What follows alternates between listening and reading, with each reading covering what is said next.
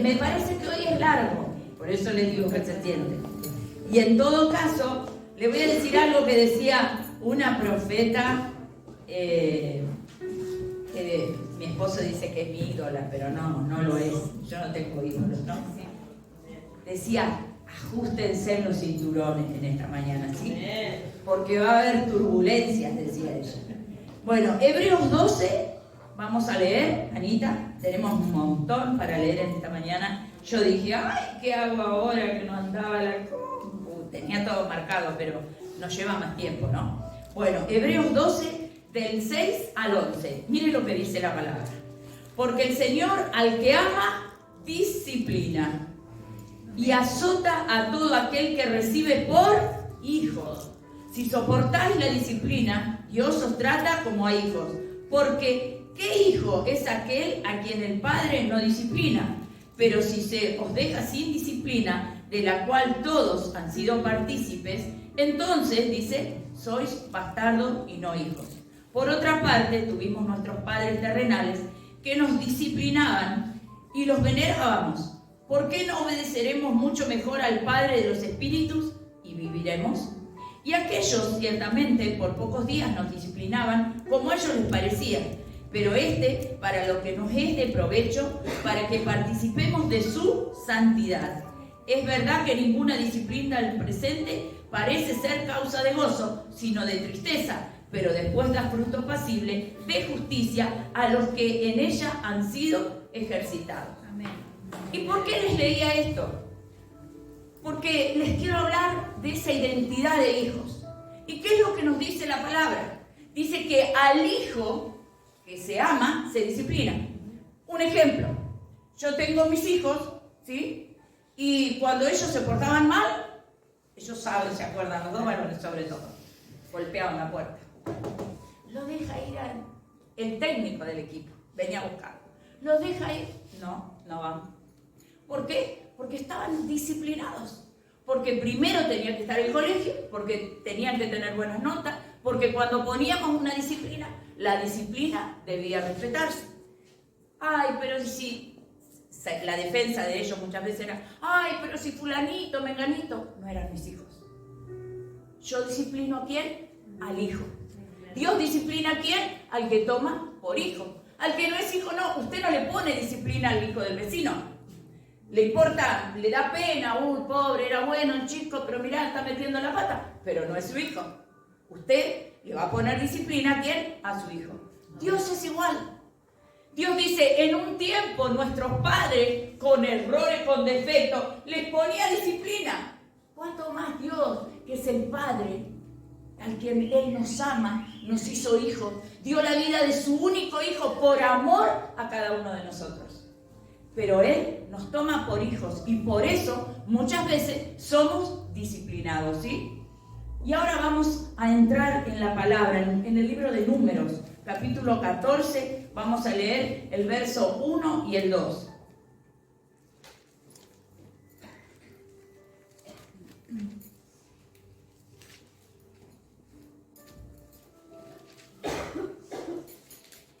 Acá, en la palabra, el pueblo de Dios había salido, ¿de dónde? De Egipto. Nosotros, todos los que estamos acá, salvo Cielo, que nació en Cristo, y Nicole, que nacieron en Cristo. Los demás estuvimos en Egipto. El pueblo de Dios había estado en Egipto, esclavo. Nosotros éramos esclavos ¿de qué? Del pecado, de los vicios, de lo que nos gustaba hacer, porque heredamos de Adán y de Eva el pecado. Entonces, llegó un día el Señor Jesús a la vida de cada uno de nosotros y cruzamos esa puerta o la de otro templo. Nos tomamos de su mano y pasamos a ser hijos. Amén. ¿Sí? Amén. Y entonces, acá el pueblo de Dios había salido de Egipto y había entrado en un desierto. Decirle al que tenés al lado, desierto. Desierto. Muchos entramos ¿a dónde? A ese desierto.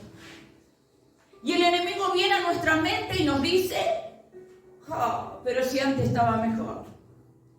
El pueblo de Dios lo dijo. Eran ricos los pepinos, la cebolla, lo que comía en Egipto. Era esclavo. Le pegaban todo el tiempo. Así estábamos nosotros. Pero muchas veces, cuando estamos en ese desierto, el enemigo viene y te susurra. ¿Por qué? Porque él ataca tu mente. Y eso había hecho con el pueblo de Dios. Entonces decía, vamos a leer. Entonces toda la congregación gritó y dio voces. Y el pueblo lloró aquella noche. Y se quejaron, ¿contra quién? Contra Moisés y Aarón, todos los hijos de Israel. Y les dijo toda la multitud, ojalá muriéramos en la tierra de Egipto, o en este desierto, ojalá muriéramos. ¿Saben por qué? Porque cuando estamos en un desierto, muchas veces, el enemigo viene y dice que Dios te quiere matar, que te vas a morir, que para qué, a la final, para qué diezmo, para qué ofrendo, para qué voy, para qué sirvo, si las cosas no cambian. Si mi familia no cambia, si mi hijo no cambia, si el trabajo no lo consigo, si la casa no viene, si lo que estoy esperando no llega. ¿Por qué? Porque estoy en un desierto. Pero ¿saben una cosa? En el desierto, el Señor está probando tu fe. Amén. En el desierto no es un lugar de muerte. El desierto es la oportunidad para que vos seas promocionado. El desierto es un lugar donde sos entrenado. Cuando nosotros vamos al gimnasio, ¿qué pasa? Vamos gorditos, vamos con los músculos medio flacos. ¿Y qué pasa? Tenemos que entrenar. El desierto te entrena. Decirle al que tenés al lado, el desierto te entrena. ¿Sí? Los desiertos para los hijos de Dios son necesarios.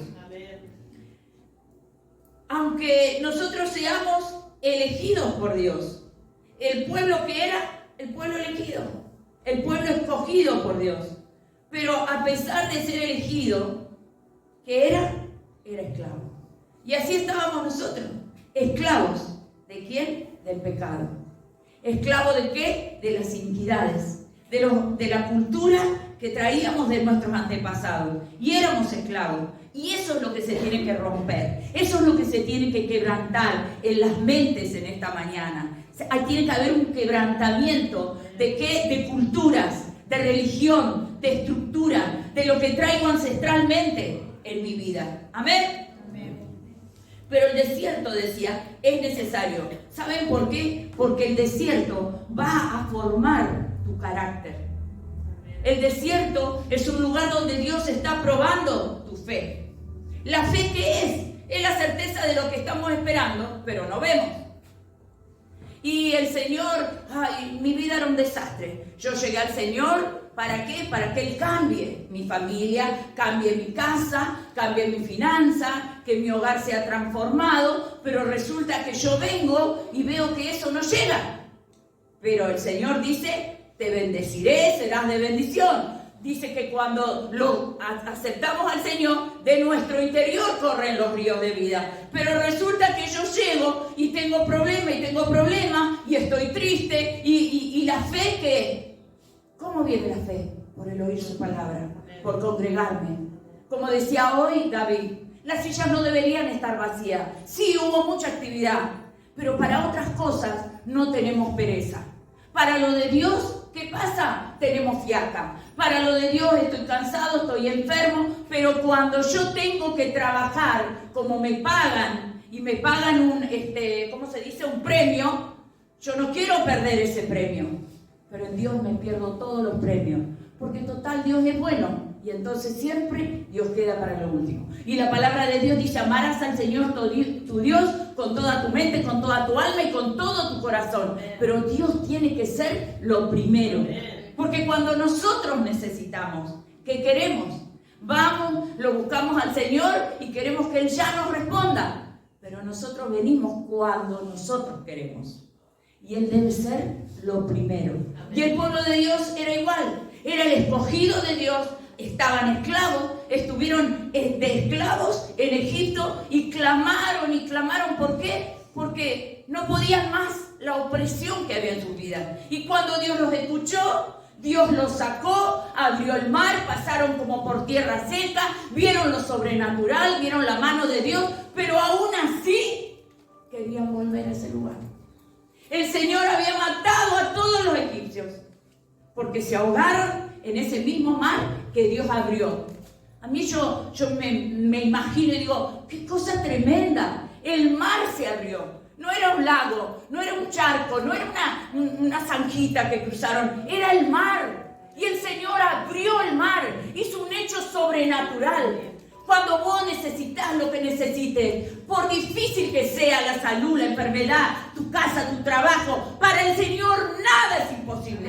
El Señor lo hace así, abrió el mar, pasaron por tierra seca y cuando vinieron esos enemigos, murieron. El Señor en esta mañana es una mañana donde vos te determinás. Y si vos te determinás, esos enemigos que vienen a querer robarte la paz, el gozo, la alegría, la finanza, el Señor dice que quedarán como debajo de ese mar. Él los va a borrar de la faz de la tierra. Pero vos tenés que creer y determinarte. Amén. Entonces, ¿qué decía? Es un lugar de entrenamiento. El desierto forma carácter. Éxodo 15. Vamos a leer. Más o menos lo teníamos acá marcadito.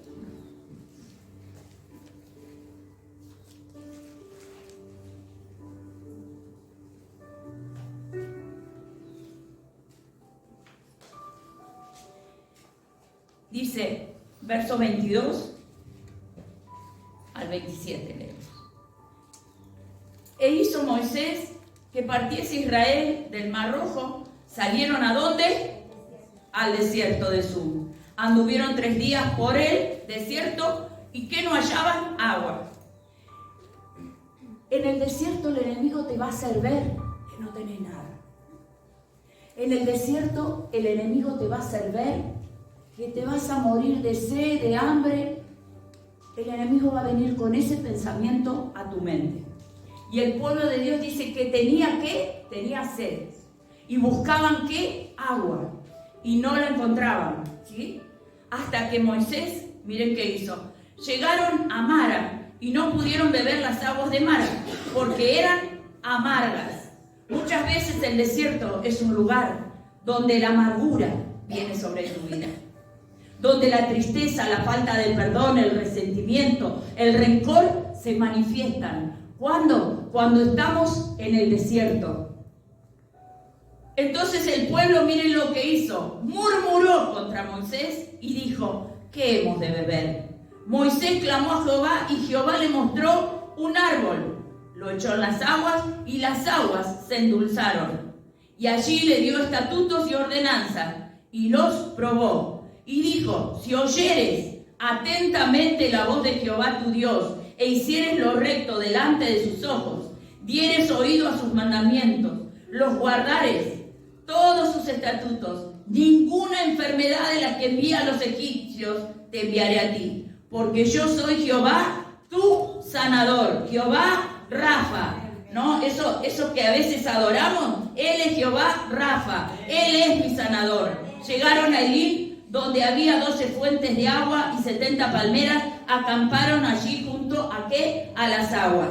¿Y qué es lo que pasó? ¿Tuvieron qué? Tuvieron sed. Ese lugar, decía, el desierto, amargo. Vienen esos pensamientos cuando estamos en el desierto. Nadie me quiere, me abandonan. Y entonces empieza a manifestarse, producto de las cosas que yo viví, el rechazo, el abandono. Pero eso, ¿por qué sucede eso? Porque nosotros, cuando estamos en el desierto, somos procesados, ¿sí? ¿Para qué? Para crear. ¿Por qué Dios nos mete? ¿Porque es malo? No, porque Dios quiere formar tu carácter. Porque Dios quiere que tengas dependencia de Él. ¿Qué fue lo que hizo Moisés en ese momento? Oró. ¿Por qué? Porque la amargura había tomado el corazón. Un corazón que tiene amargura, tristeza, que tiene abandono, que tiene rechazo. Es un corazón amargo, que murmura, que critica, que juzga. Pero, ¿para qué me mete Dios en eso? Porque quiere purificarte. El desierto te va a purificar. Porque cuando estés bajo presión, va a salir lo que está guardado en el corazón. Porque muchas veces creemos estar bárbaro, re bien. ¿Por qué? Porque engañoso es el corazón, más que todas las cosas. ¿Quién lo conocerá? Solo tú, oh Jehová, que conoces el corazón y disciernes los pensamientos. Dice que no sale la palabra de nuestra boca, que Él ya la conoce. O sea, muchas veces mi corazón me engaña y yo creo estar sana y yo creo que ya pasó, que ya perdoné. Ay, pero cuando viene que me pisan el dedo del pie, ¿qué pasa? Me enojo. Entonces, en el desierto, yo voy a tener que tener dependencia de Dios para que salga toda esa amargura. Y el pueblo de Dios fue a Moisés. Moisés clamó y vio lo sobrenatural. Dios le dio estrategias. Dios le dio diseños. Cuando estamos en el desierto, vamos a ir a su presencia. Vamos a tener intimidad con el Padre. Y entonces Él va a decir, no, por ahí no, es por allá. Tomá esa planta, levántate a tal hora y te va a hablar a través de un sueño, te va a dar diseños, estrategias para lograr que la amargura se vaya de tu vida, para que se endulce tu corazón. Entonces, ¿qué hizo? Hizo un hecho sobrenatural. En el desierto voy a ver lo sobrenatural. En el desierto, ¿qué pasó? ¿Qué pasó? ¿Tuvieron que trabajar? No. ¿Tenían que comprarse ropa? No. Porque en el desierto Dios le proveía todo lo que necesitaban. Aún le daba hasta el alimento.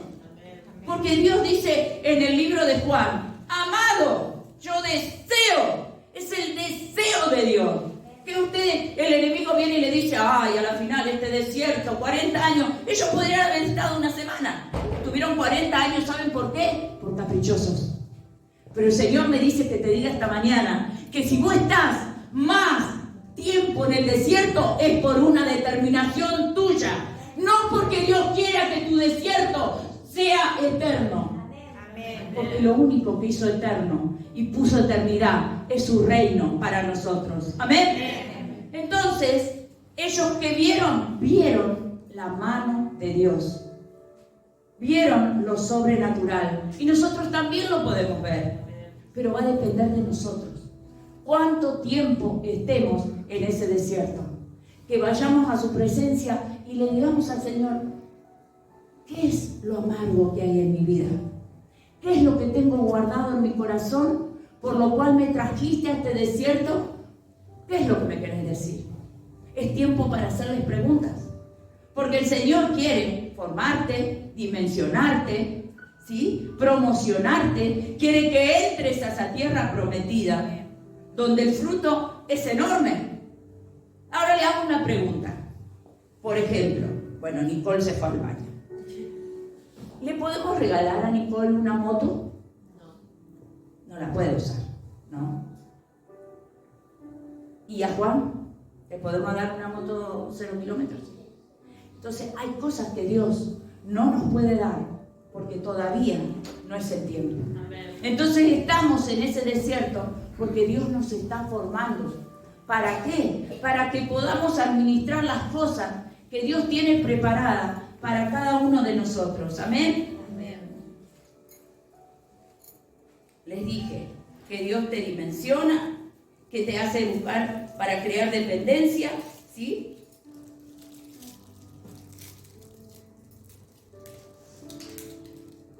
Para que nos purifiquemos, porque cuando el pueblo trajo queja, murmuración, es tiempo de ¿qué? De que nos reconozcamos. Que en esta mañana podamos reconocer que muchas veces nos desenfocamos ¿de qué? Del Señor. Y ahora sí, vamos a ir a la palabra central. Primera de Reyes 19.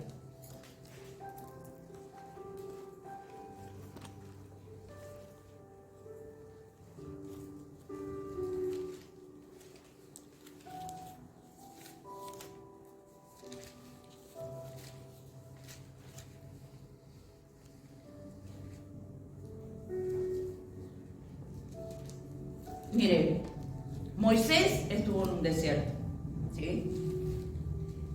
José pasó por desierto. Elías estuvo en un desierto. Y ahora vamos a hablar de él.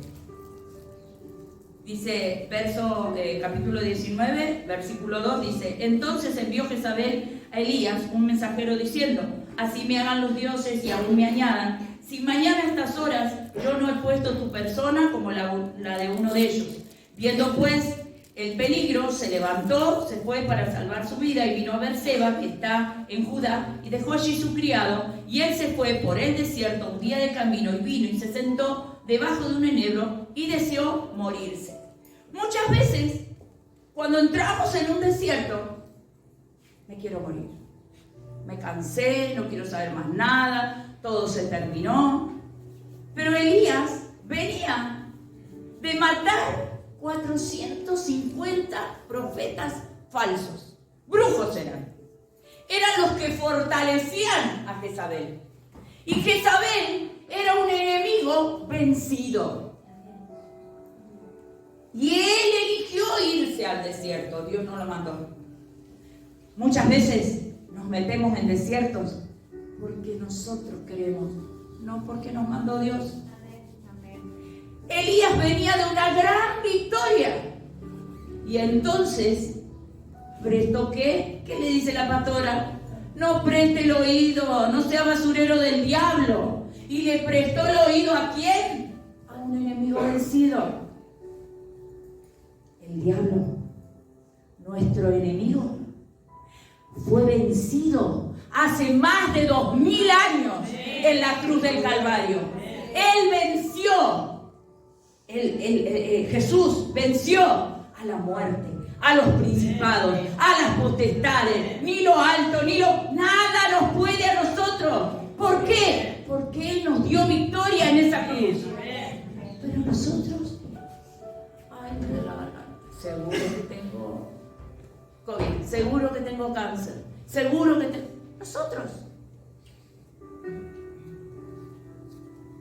Nosotros mismos empezamos a soltar palabras en contra de nuestra propia vida.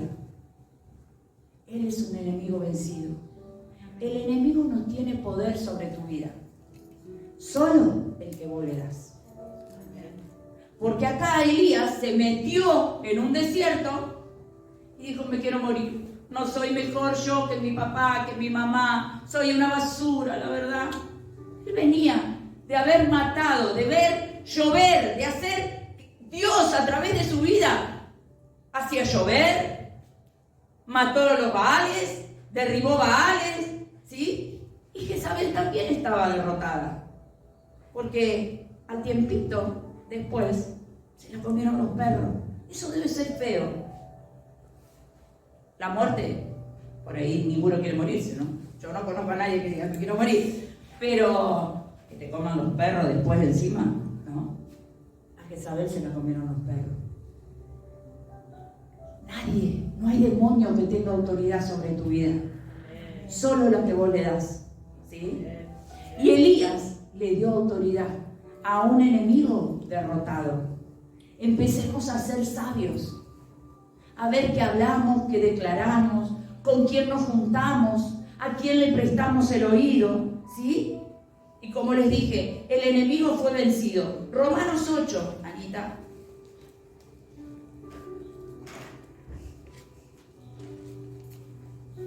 Quiero hacerme las leo, pero me faltan un poquito. El Señor me sana la vista, pero bueno, un poquito falta. Romanos 8, 37. Dice: antes, en todas estas cosas, que somos más que vencedores por medio de aquel que nos amó. Vos sos un vencedor. Vos sos un vencedor. Si hacemos un análisis químico, vos sos el campeón. Dice que en la relación sexual hay millones de espermas que se pierden hasta que llega el campeón.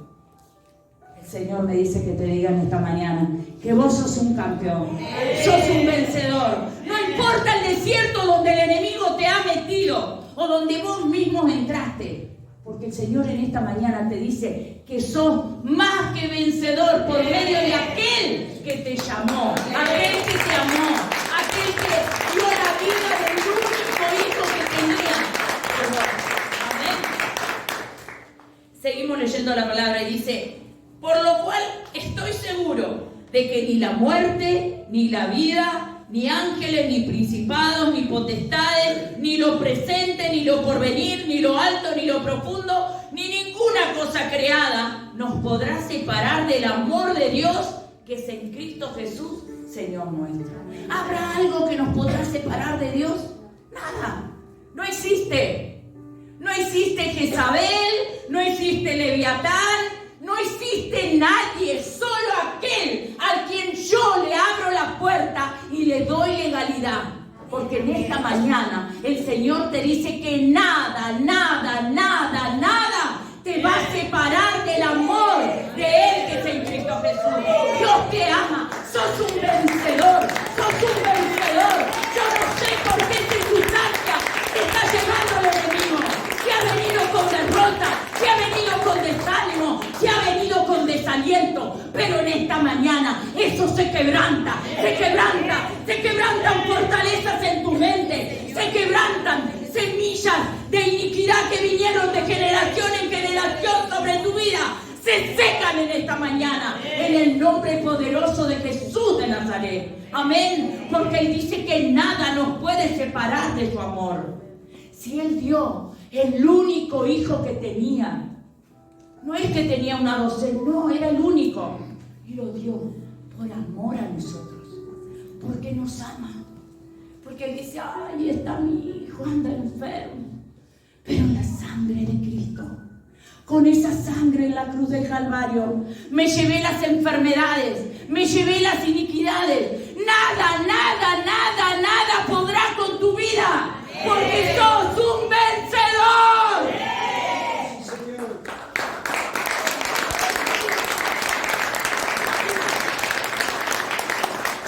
Miren, vamos a pasar ahorita ahí a Mateo 4.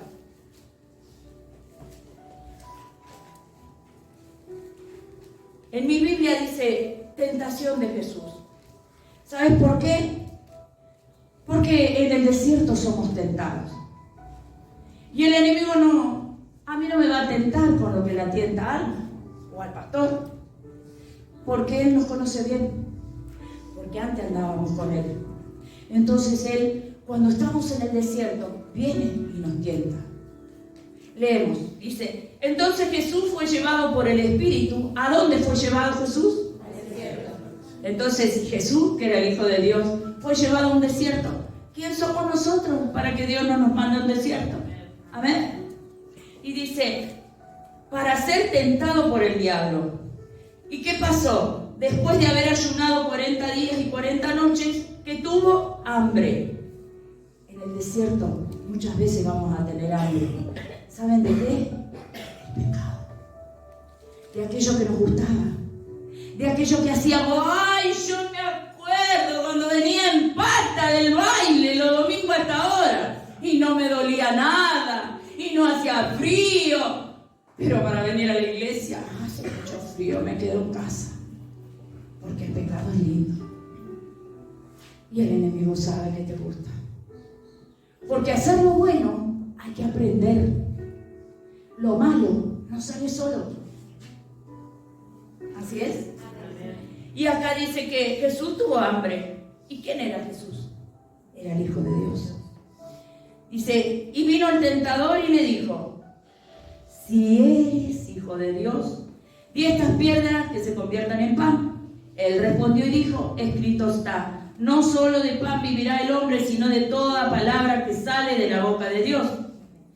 Entonces el diablo le llevó a la santa ciudad y le puso sobre el pináculo del templo y le dijo: si eres Hijo de Dios, échate bajo, porque escrito está: a sus ángeles mandará acerca de ti, y en sus manos te sostendrán, para que no tropiecen con tu pie en piedra.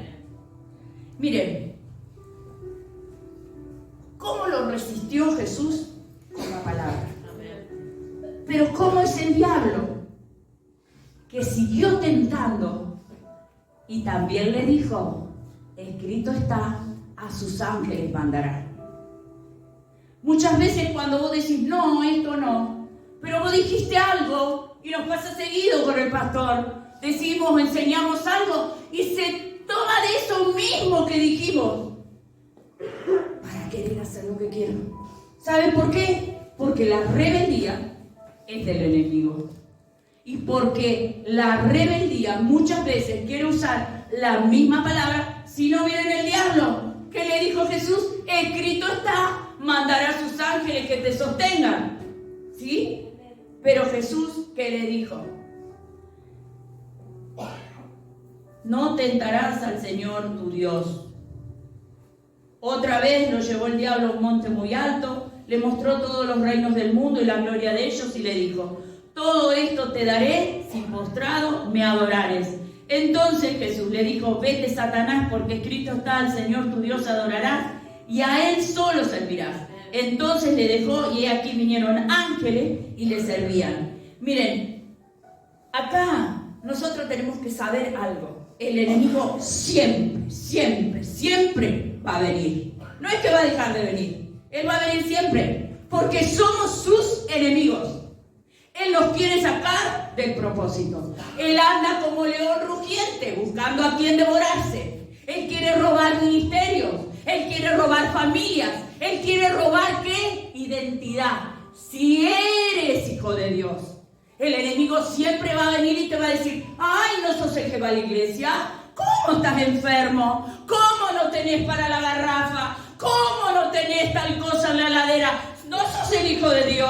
¿No pones el diezmo? ¿No pones la ofrenda? ¿A dónde está tu Dios?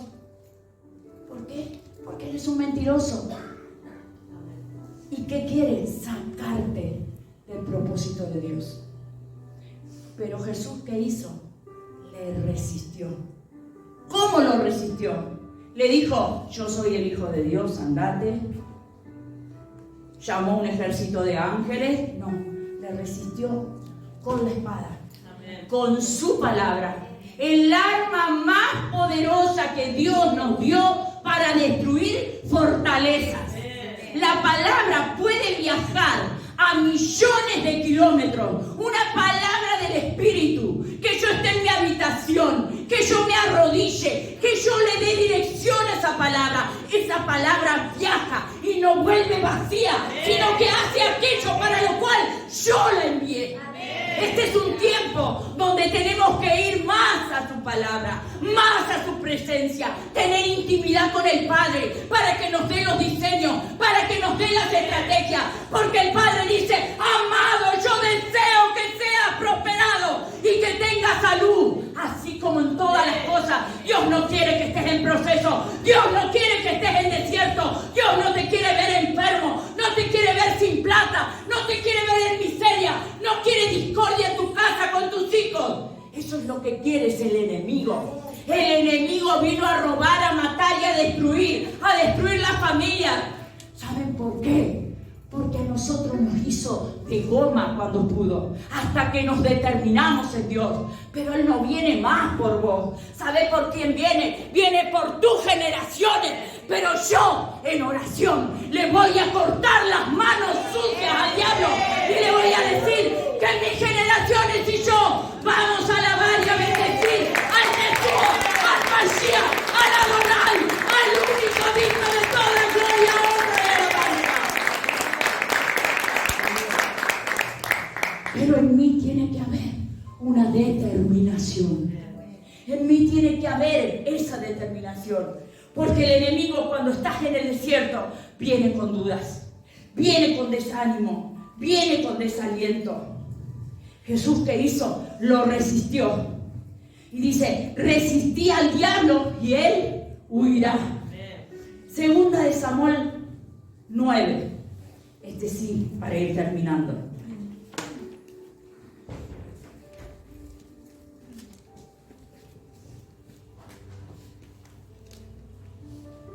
Dios que quería, Dios que quiere bendecirnos. Dios no quiere que estemos en procesos. Dios no quiere verte pobre, sucio, hambriento. No, Dios no quiere eso. Dios quiere que seas próspero. El reino es otra cosa. En esta mañana se tiene que revelar el reino de Dios sobre tu vida.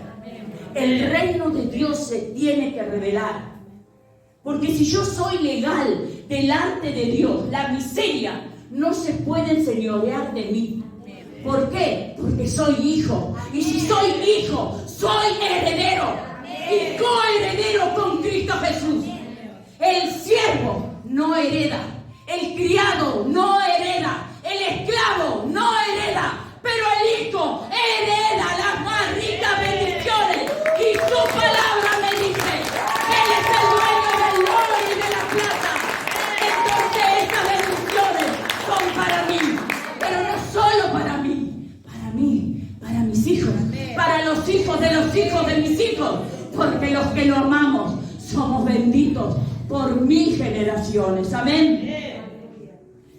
Y acá en el libro de Samuel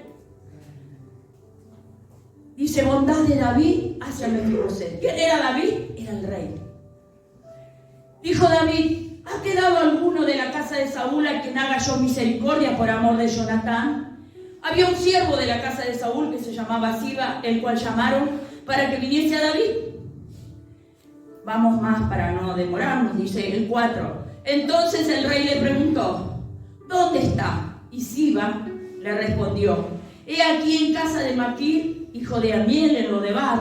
Entonces envió el rey David y le trajo de la casa de Maquir, hijo de Amiel, en Lodebar. Y vino ¿quién? Mefiboset, hijo de quién? De Jonatán, hijo de Saúl y de David. Se postró sobre su rostro e hizo reverencia. Vamos a leer hasta ahí. ¿Quién era Mefiboset? Era un príncipe. Él era un príncipe como vos y como yo. Porque nosotros, el Señor nos formó en el vientre de nuestra madre. Entretejió cada parte de mi cuerpo. Y puso códigos genéticos en mi vida. ¿Qué puso? Los dones, los talentos, trazó un destino profético. Pero cuando yo nací y no me tomé de su mano, me fui a Lodebar. Y estaba ahí en un lugar oscuro, seco, desértico, sin vida, sin esperanza. Mefiboset quedó lisiado, siendo un príncipe. Pero en una mañana perdió al padre, al abuelo, a la madre la perdió el día que nació. Entonces, ¿qué pasó? Se fue a Lodebar.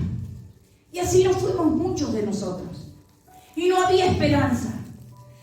Pero un día aceptamos a Jesús en nuestro corazón.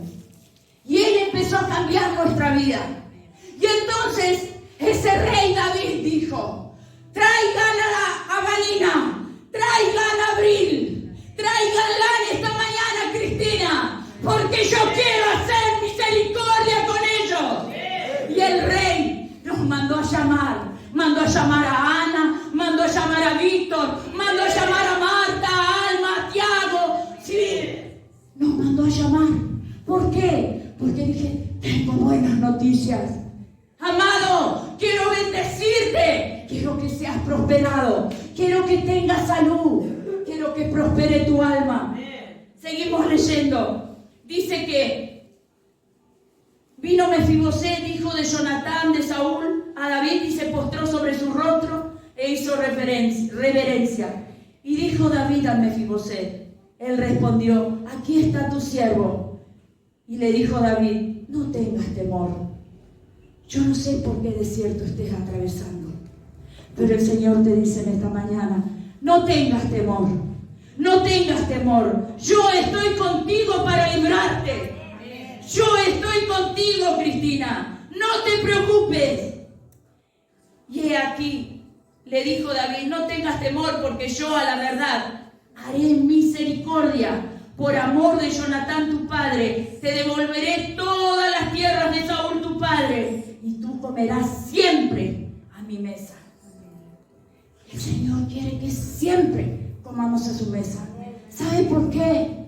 Porque Él es el Dios de Abraham, de Isaac, de Jacob. Israel le cambió el nombre. Dios quiere cambiarte el nombre. Nosotros somos Israel. Dice: si me crees, tú, le dijo a Abraham, mira las estrellas del cielo si las puedes contar. Así como no podía contar Abraham esas estrellas, iba a ser su descendencia. Y en esta mañana te dice, así como no podés contar las estrellas, así van a ser las bendiciones que yo te voy a dar. Si en esta mañana te tomás de mi palabra, porque yo soy el Dios de Abraham, de Isaac, de Jacob, habla de generaciones. Y fíjense, Saúl no estaba, Jonatán no estaba, pero el Señor le tocó el corazón al rey David para que hiciera misericordia. Y en esta mañana el Señor quiere hacer misericordia. Misericordia con Ana, misericordia con Anita, con Gabito, con Víctor, con Carolina, con Gabriel. Quiere hacer misericordia, pero no con vos solamente, sino con tu hijo, sino con tus nietos, con tus bisnietos, con tu tataranieto y tu tatara de no sé cuántos nietos, porque por mis generaciones te bendeciré, dice el Señor. No importa el desierto que estés atravesando, no le creas al enemigo cuando venga a tu mente a decirte si eres hijo de Dios. Él ya te hizo hijo cuando lo aceptaste en tu corazón y Él venció. Nada nos va a poder separar de Él. No habrá enfermedad, no habrá problema. Dice que si me voy a lo alto, ahí está Él. Y si voy a lo profundo, ahí está Él. Y lo ancho, nada nos podrá separar del amor de Dios que es en Cristo Jesús, Señor nuestro, el que nos amó, el que nos limpió, el que nos perdonó, el que nos cambió el nombre, el que nos dio anillo, corona, el que nos hizo reyes y sacerdotes, pueblo santo, nación santa, pueblo adquirido por Dios para grandes cosas. Si el Señor te habló en esta mañana, ponete en pie.